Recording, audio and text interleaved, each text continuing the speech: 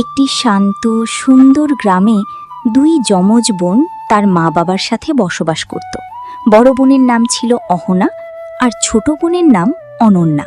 তারা দেখতে এক হলেও তাদের স্বভাব ছিল সম্পূর্ণ আলাদা। অহনা ছিল অহংকারী ও রাগী স্বভাবের, সে সবসময় চাইতো সবাই তাকে গুরুত্ব দিক। আর অনন্যা ছিল শান্ত, ভদ্র ও পরোপকারী। সে সবার সঙ্গে ভালো ব্যবহার করত এবং ঘরের কাজেও মাকে সাহায্য করত। গ্রামের সবাই অনন্যাকে খুব ভালোবাসত। তার প্রশংসা শুনলেই অহনার মনে হিংসা জেগে উঠত। এমনই একদিন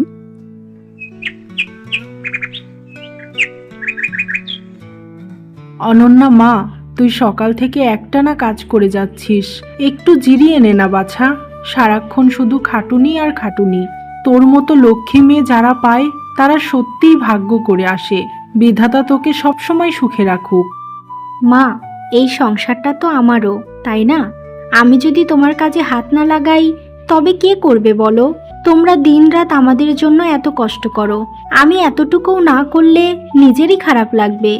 তাছাড়া তোমাকে সাহায্য করতে আমার বেশ ভালোই লাগে। সত্যি তোকে নিয়ে আমার গর্বের শেষ নেই। এত ছোট বয়সে এত বুদ্ধি। কখনো কারোর সাথে চড়া গলায় কথা বলিস না, কোনো আবদার নেই। তুই যে ঘরে পা দিবি সেই ঘরটাকে আলো করে রাখবি রে মা। অহনা ঘরের দরজার পাশে দাঁড়িয়ে এই সমস্ত কথা শুনছিল আর রাগে তার মুখ লাল হয়ে যায়। ব্যাস, অনেক হয়েছে। সকাল সন্ধে যখনই দেখি শুধু অনন্যার গুণের কীর্তি চলছে। এই বাড়িতে আমি কি কোনো অদৃশ্য মানুষ? আমি যাই করি না কেন তোমাদের চোখে কখনোই ভালো লাগে না। আর অনন্যা একটা ছোট কাজ করলেও সে তোমাদের কাছে রানী হয়ে যায়। অহনা মা, তুই মিছিমিছি ভুল বুঝছিস। আমরা তোদের দুজনকেই সমান চোখে দেখি, কিন্তু অনন্যার স্বভাবটা শান্ত বলে সবাই ওর একটু বেশি প্রশংসা করে। তুইও যদি একটু মিষ্টি মুখে সবার সাথে চলিস, তোকেও সবাই মাথায় করে রাখবে। সবসময় এমন রাগ করা কি ভালো? হ্যাঁ, এখন সব দোষ তো আমারই। ছোটবেলা থেকেই তোমরা আমাদের মধ্যে ভেদাভেদ করেছো। ভালো পোশাকটা আগে অনন্যা পাবে, ভালো জিনিসটা আগে ওকে দেওয়া হবে, আর এখন পুরো গ্রামও শুধু ওরই নাম জপ করছে। তুমি কেন এমন ভাবছো বলো তো? আমার কোনো জিনিসের প্রতি লোভ নেই। তোমার যদি মনে হয় মা বাবা আমাকে বেশি ভালোবাসে, তবে আজ থেকে যা কিছু ভালো আসবে সব তোমার হবে। তুমি শুধু আমার ওপর এভাবে রাগ করে থেকো না দিদি। এই সোজা সরল সাজার নাটকটা বন্ধ করবি অনন্যা? তোর এই নিষ্পাপ মুখটা সবাইকে বোকা বানানোর জন্য যথেষ্ট। সবাই ভাবে তুই কত ভালো, কিন্তু আমি তোর আসল রূপটা জানি। তুই চাস সবাই তোকে ভালো বলুক আর আমাকে খারাপ ভাবুক। না আপা, আমি কখনো তোমার খারাপ চাইনি। আমি তো সবসময় চাই তুমি হাসি খুশি থাকো। যদি আমার কোনো আচরণে তুমি কষ্ট পেয়ে থাকো তবে আমি নিজেকে বদলে নেব, কিন্তু দয়া করে আমাকে এভাবে দূরে ঠেলে দিও না। তোর এই মায়াকান্না দেখিয়ে আমাকে গলাতে পারবি না। মনে রাখিস, একদিন আমি তোর থেকে সব কিছু কেড়ে নেব। জানি আজ তুই সুখে আছিস, পুরো দুনিয়া তোকে ভালোবাসে তো। দেখে নিস, একদিন এই দুনিয়ায় তোকে কাঁদাবে, আর সেদিন আমি দাঁড়িয়ে দাঁড়িয়ে হাসব। এই বলে অহনা রাগে সেখান থেকে চলে যায়। জানি না এই মেয়ের মনে এত কিসের হিংসা। আমার বড্ড ভয় হচ্ছে। ওর এই জেদ আর ঘৃণাই না কোনোদিন আমাদের এই সাজানো সংসারের সব সুখ কেড়ে নেয়। হে বিধাতা, আমার ছোট মেয়ের মতো বড় মেয়েটাকেও বুদ্ধি দাও। এমনভাবেই অহনার মা নানা রকম কথা ভাবতে থাকে। এরপর কেটে যায় বেশ কিছুদিন। এমনই একদিন আরে রমেশ ভাই যে, আজ হঠাৎ দুপুরের রোদে আমাদের বাড়িতে? সব খবর ভালো তো? আপনার মুখ দেখে তো মনে হচ্ছে কোনো বড় সুখবর এনেছেন। হ্যাঁ ভাই, খবরটা এতটাই আনন্দের যে শুনলে আপনি খুশিতে আত্মহারা হয়ে যাবেন। আমি আপনার ছোট মেয়ে অনন্যার জন্য একটা দুর্দান্ত বিয়ের প্রস্তাব নিয়ে এসেছি। শহরের নামকরা এবং অত্যন্ত ধনী পরিবার। আর সবচেয়ে বড় কথা হলো, ছেলে নিজে অনন্যাকে পছন্দ করেছে। কি বলছেন রমেশ ভাই? কিন্তু ওরা আমাদের মেয়েকে দেখলো কিভাবে? আমরা তো অতি সাধারণ মানুষ, এত বড় ঘরের লোক আমাদের ঘরের মেয়ের দিকে কেন ঝুঁকবে? কিছুই তো মাথায় ঢুকছে না। ভাই, কিছুদিন আগে আমাদের গ্রামের মেলায় ওদের ছেলে এসেছিল। সেখানেই ও অনন্যাকে খেয়াল করেছে। ও দেখেছিল অনন্যা কিভাবে নিজের কথা না ভেবে এক বৃদ্ধার ভারী বোঝা তুলে দিচ্ছে, ছোট বাচ্চাদের পরম আদরে সামলাচ্ছে। সেই থেকে ছেলে অনন্যার প্রশংসায় পঞ্চমুখ। হে বিধাতা, আমার মেয়ের কপালে এত বড় সুখ লেখা ছিল। আমাদের অনন্যা সত্যিই ঘরের লক্ষ্মী। বিধাতা ওকে সবসময় সুখে রাখুক, শুধু ছেলেটি যেন ভালো মনের হয়। আরে ভাই, ছেলে এক্কেবারে হীরের টুকরো, নাম আকাশ, উচ্চশিক্ষিত, মার্জিত এবং ভীষণ শান্ত স্বভাবের। কোনো জিনিসের অভাব নেই ওদের। আর ও পরিষ্কার জানিয়ে দিয়েছে, বিয়ে করলে ও শুধু অনন্যাকেই করবে। ছেলে যদি সত্যি এত ভালো হয় আর আমার মেয়েকে সুখে রাখতে পারে, তবে আমার এই বিয়েতে পূর্ণ সম্মতি আছে। আমার অনন্যা সারা জীবন সবাইকে ভালোবেসে এসেছে, এবার ওর নিজের ভালো থাকার দিন এসেছে। দরজার আড়ালে দাঁড়িয়ে অহনা এই সব কথা শুনছিল। হিংসায় ওর হাত শক্ত হয়ে যায়। বাহ, এবার ওর এত বড় ঘরের সম্বন্ধ এসে গেল। সুপুরুষ স্বামী, অগাধ অগাধ সম্পত্তি, সবও একাই ভোগ করবে, আর আমার কপালে সারা জীবন শুধু অবহেলা আর একাকিত্ব থাকবে। এটা আমি হতে দেব না।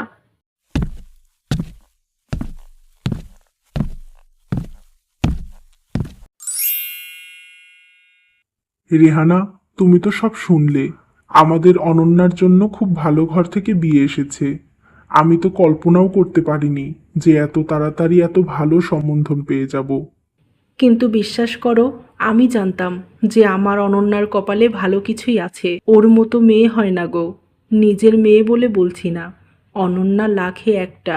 তুমি কি ওদের আসতে বলে দিয়েছো? কবে আসবে তারা? হ্যাঁ, আমি আসতে বলেছি। তারা কালকে সকালেই অনন্যাকে দেখতে আসবে। সবকিছু ঠিক থাকলে তাড়াতাড়ি বিয়েটা দিয়ে দেব, শুভ কাজে দেরি করতে নেই। এমনভাবেই তারা কথা বলতে থাকে। অন্যদিকে আড়াল থেকে অহনা তার মা বাবার সব কথা শুনে ঘরের ভেতরে আসে।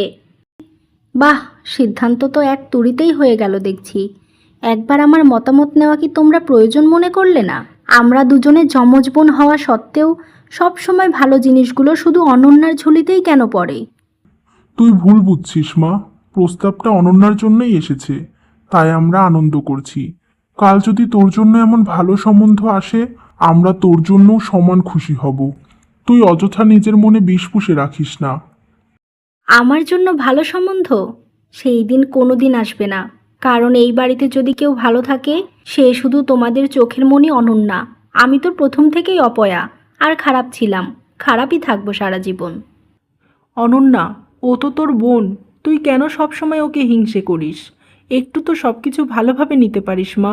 আজ তোর বোন ভালো থাকবে, এতে তো তোর খুশি হওয়ার কথা। তুই কেন এত খারাপভাবে ভাবছিস? এটা কি ঠিক বল? কি ঠিক আর কি ভুল সেটা তোমাদের কাছ থেকে আমি আর শিখব না মা। কারণ তোমরা এমন বাবা মা যে দুইজন সন্তানকে দুই রকম ভালোবাসো। মা বাবা যদি এমন করে তাহলে সন্তানরা আর কি শিখবে বলো? তোমাদের যা ভালো মনে হয় করো, আমার আর কিছুই বলার নেই। এই বলে অহনা রাগে চলে যায়। এভাবে অহনাকে যেতে দেখে অনন্যাও তার ঘরে যায়। আপা, তুমি প্লিজ রাগ করো না। তোমার যদি এই বিয়েতে অমত থাকে তবে আমি মা বাবাকে না বলে দেব। আমার সত্যিই বিয়ের কোনো তাড়া নেই। তোমার মুখে হাসি না দেখলে আমি কখনো সুখে থাকতে পারবো না। ব্যাস, চুপ কর অনন্যা। প্রতিবার এই মহান সাজার নাটকটা করিস না। তুই না করে দিলেও সবাই তোর এই ত্যাগের প্রশংসাই করবে। কিন্তু মনে রাখিস, এবার আমি যা চাইবো ঠিক সেটাই হবে। আমি আর ভালো মন্দ বিচার করব না, কারণ আমার ভালোই তো কেউ চায় না। আপা, তুমি এমন কেন বলছো? আমি তো তোমাকে বড় বোনের মতোই সম্মান করি। আমি কখনো তোমার অধিকার কেড়ে নিতে পারি না। আমার কারণে তোমার কষ্ট হলে আমার সত্যিই খুব খারাপ লাগে। তুমি আমার জন্য নিজেকে কষ্ট দিও না। আমি তোর জন্য কোনো কষ্ট পাবো না।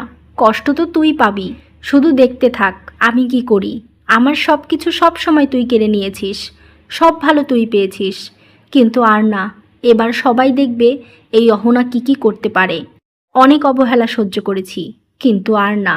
এবার আমার ঘর থেকে তুই যা। আমার গুরুত্বপূর্ণ একটা কাজ আছে, তোর সাথে আর কথা বলতে চাই না। এই কথা শুনে অনন্যা আর কিছু না বলে সেখান থেকে চলে যায়। এরপর পরের দিন সকালে অনন্যাকে দেখতে ছেলেপক্ষ চলে আসে। আমার সোনা মেয়ের যেন কারো নজর না লাগে। আজ তোকে সত্যিই রাজকন্যার মতো লাগছে। সব সময় এই মিষ্টি হাসিটা ধরে রাখিস মা। যে ঘরে যাবি সেখানকার ভাগ্য বদলে দিবি। বিধাতা তোর জীবনটা খুশিতে ভরিয়ে দিক। মা, আমার বড্ড ভয় করছে। যদি ওদের আমি পছন্দ না হই? আমি তো কখনো শহরের এত বড় ঘরের মানুষের সাথে কথাও বলিনি। যদি কোনো ভুল ত্রুটি হয়ে যায় বুঝতে পারছি না কি করব। পাগলি মেয়ে আমার, তোকে দেখে কেউ না বলতে পারবে? তোর এই নম্রতা আর সংস্কারই তো তোর আসল রূপ। যাদের মন পরিষ্কার থাকে, বিধাতা তাদের পথ কখনো আটকে রাখে না। তুই যেমন আছিস তেমনই থাকবি। আর তাছাড়া তোকে তো ছেলেটা আগেই দেখেছে, তুই আর চিন্তা করিস না। এমনভাবেই তারা কথা বলতে থাকে। এরপর অনন্যাকে নিয়ে তার মা ছেলেপক্ষের সামনে যায়। আকাশ অনন্যাকে দেখে তার যেন চোখ সরে না, সে মুগ্ধ হয়ে চেয়ে থাকে। আপনার মেয়েকে তো ভারী মিষ্টি দেখতে, তবে সবচেয়ে বড় কথা হলো ওর মুখের এই সারল্য। আজকালকার দিনে এমন মেয়ে মেলা ভার, রূপের চেয়ে ওর গুণ আর সংস্কার মুখে ফুটে উঠেছে। আমাদের খুব পছন্দ হয়েছে। আমাদের মেয়ে কখনো আমাদের মাথা নিচু করতে দেয়নি। সে সবার কথা ভাবে, ঘরের সব কাজ একা হাতে সামলায়, আর সম্পর্কেরও কদর বোঝে। আমরা শুধু চাই ও যেন শ্বশুরবাড়িতে অনেক ভালোবাসা পায় আপা। আমাদের কোনো জাঁকজমক বা যৌতুকের কোনো লোভ নেই ভাই সাব। আমাদের শুধু একটা ভালো মনের পুত্রবধূ দরকার ছিল, যা আপনাদের মেয়েকে দেখে পূরণ হলো। আকাশও এই বিয়েতে খুব খুশি। আপনারা রাজি থাকলে আমরা সম্বন্ধ পাকা করব। আমাদের কোনো অমত নেই, আমরা অত্যন্ত আনন্দিত। এত সুন্দর ছেলে, এত বড় প্রতিপত্তি, এসব অনন্যার ভাগ্যে যেতে পারে না। আমি এটা কোনোভাবেই হতে দেব না। আকাশের পাশে শুধু আমারই অধিকার থাকবে। এত সুন্দর স্বামী অনন্যার কপালে কিছুতেই থাকতে পারে না। এই সব কিছু আমার চাই। মা, আমি একটা কথা বলতে চাই। আসলে আমি অনন্যার সাথে একা কিছু কথা বলতে চাই। তোমরা কি আমাকে একটু সময় দেবে? হ্যাঁ বাবা, অবশ্যই বলতে পারবি। আপা, আপনাদের মেয়েকে একটু আকাশের সাথে যেতে দিন। আজকালকার ছেলে মেয়েদের মধ্যে কিছু কথা থাকে, সেগুলো বিয়ের আগে বলে নেওয়াই উচিত। হ্যাঁ, তা আপনি একদম ঠিক বলেছেন। যা মা, আকাশকে তোর ঘরে নিয়ে যা। এরপর অনন্যা আর আকাশ সেখান থেকে বাইরে যায়। আচ্ছা, আপনার যদি আপত্তি না থাকে তবে একটা কথা বলি। আমি আপনাকে ওই মেলায় দেখেছিলাম। আপনি যেভাবে একটা বৃদ্ধাকে সাহায্য করছিলেন, আপনার সেই দয়াশীল মনটা আমার হৃদয় ছুঁয়ে যায়। তখনই ঠিক করেছিলাম, জীবনসঙ্গী করলে আপনাকেই করব। তাই অনেক কষ্টে আপনার ঠিকানা বের করি, তারপর মাকে বলে এখান পর্যন্ত আসা। কিন্তু শুধু তো আমার পছন্দ হলে হবে না। এই বিয়েতে কি আপনার কোনো আপত্তি আছে? আমি তো সামান্য মানুষের পাশে দাঁড়িয়েছিলাম মাত্র, ওতে বিশেষ কিছু ছিল না। বিপদে মানুষের পাশে দাঁড়ানো তো আমাদের কর্তব্য। তবুও আপনি আমাকে এত বড় সম্মান দিলেন, তার জন্য ধন্যবাদ। আর আমার পছন্দ বলতে কিছুই নেই। আমার মা বাবা যেটা করবে আমি সেটাতেই রাজি। কিন্তু আপনাকে দেখে মনে হচ্ছে আপনি খুব ভালো মনের মানুষ। এই কথা শোনার জন্যই আপনাকে এখানে নিয়ে আসলাম। কারণ জানেন তো, এই সময়টা তো ভালো না। হয়তো মা বাবার কথাই বিয়ে করে, কিন্তু তার সম্পর্ক থাকে অন্য কোথাও। তখন সেই দুজনারই জীবনটা শেষ হয়ে যায়, আর বিয়ের পর তো কিছু করারও থাকে না। তাই সবটা ক্লিয়ার করে নেওয়াই ভালো। হ্যাঁ, আপনি ঠিক বলেছেন। এরকম আমিও অনেক দেখেছি। কিন্তু আপনি নিশ্চিন্তে থাকতে পারেন, আমার কারো সাথেই কোনো সম্পর্ক নেই। আর আমি বিয়ের আগে এসব পছন্দ করি না। আমি বিয়ের পর মন দিয়ে সংসার করতে চাই। এমনভাবেই তারা কিছুক্ষণ কথা বলতে থাকে। এরপর তারা আবার সেখানে যায়। আকাশের মা বিয়ের দিন তারিখ ঠিক করে তারা বাড়িতে চলে যায়। এরপর কিছুদিনের মধ্যেই অনন্যার বিয়ের দিন চলে আসে। সারা বাড়িতে আনন্দে ভরা। ওরে অনন্যা, তুই তো এবার শহরের ঘরের রানী হতে চলেছিস। কাল পর্যন্ত যে আমাদের সাথে মাঠে ঘুরে বেড়াতো, সে এখন বড় গাড়িতে চড়বে। আমাদের ভুলে যাবি না তো? ধুর, তুই কেন এমন বলছিস?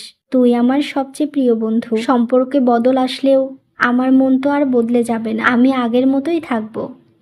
বরযাত্রী কিন্তু কিছুক্ষণের মধ্যেই চলে আসবে। তুই তাড়াতাড়ি রেডি হয়ে নে, আর দেরি করিস না। বরযাত্রী এসে আবার বসে থাকবে। এই বলে মেয়েটি বাইরে চলে যায়। ওহ মাগো, আমার পেটে অসহ্য ব্যথা করছে। আমি আর বাঁচবো না অনন্যা, আমাকে বাঁচা। আপা, কি হয়েছে তোমার? হঠাৎ এত ব্যথা? তুমি একটু বসো, আমি এখনই মা বাবাকে ডাকছি, নয়তো ডাক্তারবাবুকে খবর দিচ্ছি। না, কাউকে ডাকিস না। বাড়িতে বিয়ের আয়োজন চলছে, সবাই এখন ব্যস্ত। এই খবর জানলে মা বাবা লজ্জায় আর টেনশনে পড়ে যাবেন। তুই বরং জলদি গিয়ে পাশের পাড়ার দোকান থেকে আমার ব্যথার ওষুধটা নিয়ে আয় বোন। আমি যে আর সহ্য করতে পারছি না। কিন্তু এখনই তো আকাশটা চলে আসবে, তারপর আমাদের বিয়ে দেওয়া হবে। আমি এখনও রেডি হইনি, এভাবে কি করে বাইরে যাব? মা বাবা আমাকে না দেখতে পেলে তো হইচই পড়ে যাবে। আমার বড্ড ভয় করছে। বাহ রে অনন্যা, আজ তোর বিয়ে বলে তোর নিজের বোনের এই ছটফটানি তোকে স্পর্শ করছে না। আমি এখানে ব্যথায় মরে যাচ্ছি, আর তুই শুধু নিজের বিয়ের চিন্তায় চিন্তায় ব্যাকুল। এই তোর ভালোবাসা? আপা প্লিজ অমন বলো না। তুমি আমার কাছে অনেক দামি। তোমার কিছু হলে আমি নিজেকে ক্ষমা করতে পারবো না। আমি এখনই যাচ্ছি ওষুধ আনতে। ঠিক আছে তাহলে যা। আর শোন, এই বিষয়ে তুই কাউকে বলিস না। মা বাবা জানতে পারলে ওরা খুব কষ্ট পাবে, বিয়েতে বাধা পড়বে। এটা আমি চাই না। তুই চুপি চুপি পেছনের দরজা দিয়ে যা, আমি এখানে কোনোভাবে সামলে নিচ্ছি। এই কথা শুনে অনন্যা সরল বিশ্বাসে দ্রুত পেছনের দরজা দিয়ে বেরিয়ে যায়। অনন্যা বের হওয়া মাত্রই অহনা সোজা হয়ে দাঁড়ায় এবং হাসতে থাকে। এবার দেখ অনন্যা, তোর ভাগ্য কিভাবে আমার বুদ্ধির কাছে হেরে যায়। আজ থেকে আকাশ শুধু আমার, তোর কপালে আমি শুধু অন্ধকার রাখব, আর তোর এই রাজকীয় সুখের রানী হব আমি। কেউ কিছু বুঝতে পারবে না। এতক্ষণে নিশ্চয়ই আকাশ চলে এসেছে। আমি তাড়াতাড়ি রেডি হয়ে নিই। অনন্যাকে যেখানে পাঠিয়েছি ওর আসতে বেশ অনেকক্ষণ সময় লাগবে। এসব বলে অহনা দ্রুত অনন্যার বেনারসি ও গহনা পরে কোণে সেজে বসে থাকে। অনন্যা মা, তাড়াতাড়ি চল, এখনই তোর বিয়ে পড়ানো হবে। সব কিছু রেডি হয়ে গেছে। আর হ্যাঁ, তোর আপা অহনাকে কোথাও দেখছি না কেন? সকাল থেকে মেয়েটা কোথায় যে উধাও হয়ে গেল। মা, দি হয়তো বাইরে অতিথিদের আপ্যায়নে ব্যস্ত আছে।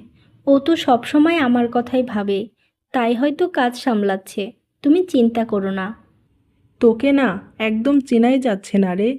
এমনভাবে সেজেছিস, খুব সুন্দর লাগছে তোকে, একদম পরীর মতো।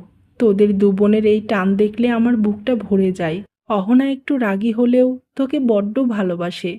চল মা, এবার দেরি হয়ে যাবে। এরপর রেহানা বেগম অনন্যা ভেবে অহনাকে নিয়ে যায়। কিছুক্ষণের মধ্যেই অহনা আর আকাশের বিয়ে সম্পূর্ণ হয়। আর তারপরেই অনন্যা ওষুধ নিয়ে বাড়িতে আসে। এ কি হচ্ছে?